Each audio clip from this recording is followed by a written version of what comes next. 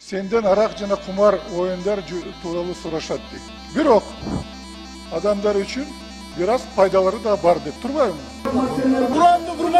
Давно пора уже марихуану легализовать. Мамлекетибиздин эки аты бар. Кыргыз сөздөр жок. Арбаңыздар, урматтуу Стоп Беспредел медиа тармагынын көрүүчүлөрү, сиздердин кызматта Кайрат Кенжебай Теген. Бүгүнкү берүүбүздө жогорку кеңештин депутаты Арсланбек Малиев тууралуу кеп кылмакчыбыз.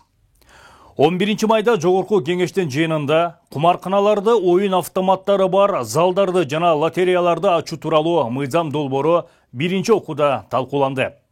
Бул мыйзам долбоорун 56 депутат колдоп берди. Бул жыйында Эликуль Арсланбек Малиевдин айткан сунушу коомчулукта кызуу талкуу жаратты. Ал кумарканаларды ачууну колдоп, жада калса колуна Куран китебин алып, анда кумар оюндарынын бир аз пайдасы бар деп жазылганын жүйө келтирди. Вот, например, Бакара, экинчи сүрө, 219 эмеси, биринеси. Сенден арак жана кумар оюндар тууралуу сурашат дейт. Куранда жазылган. Ал өкөндө чоң күнөө бар. Бирок адамдар үчүн бир аз пайдалары да бар деп турбайбы? Пожалуйста. Буга байланыштуу Кыргызстан мусулмандарынын дин башкармалыгы саясатчыларга кайрылып, Куран менен ойногула, күнүмдүк жыргалчылык жана саясий упай топтоо үчүн Алла Тааланын ыйык сөзүн булгабагыла жана бурмалабагыла деп чакырды. Куранды бурмалагандар эки күндө болбойт, Куранды бурмалаган.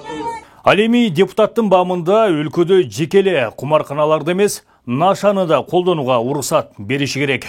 Бул маселени негизи колдош керек.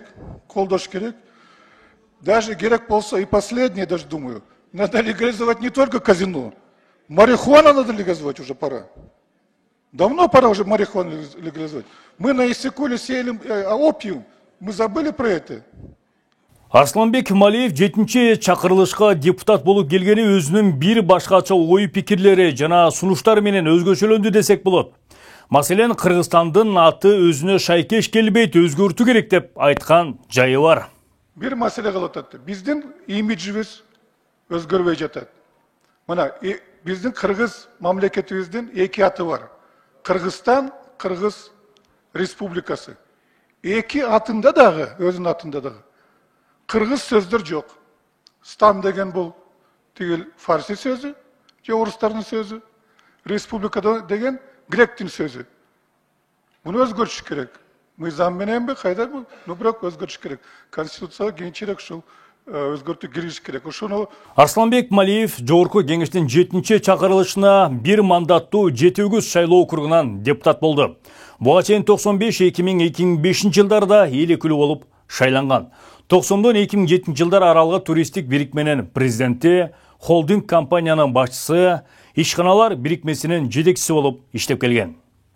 След KG сайтынан алынған маалыматтарга ылайык, жогорку кеңештин депутаты Арсланбек Малиев алкоголдук жана башка ичимдиктерди дүңүнөн саткан Jan International Co. жоопкерчилиги чектелген коомуна ээлик кылат.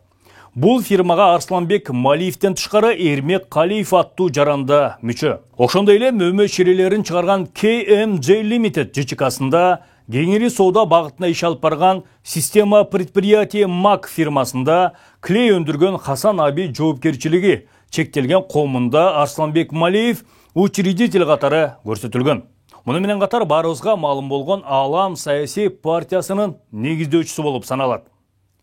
Сиздерден кызматта Кайрат Кенжебай Теген болду. Кийинки берүүдө көрүшкөнчө аман болуңуздар.